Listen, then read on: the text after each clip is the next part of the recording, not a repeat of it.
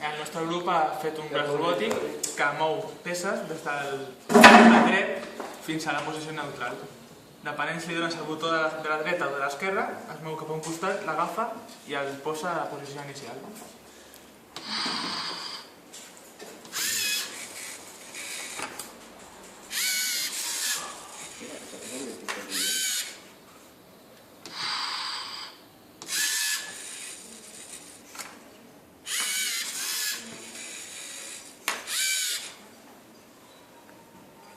Ara jo explicaré el detector de llum, que tenim una peça aquí que quan s'apropa molt i la detecta dalt es para i quan baixa fins a baix i no la detecta també es para.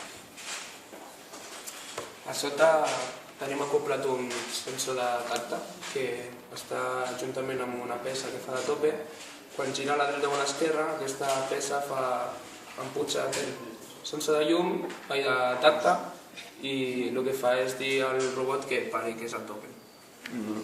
Abans hem tingut un problema perquè hem col·locat la peça blanca, l'hem col·locat a l'esquerra, llavors el tope era allà i canviava el seu punt neutral.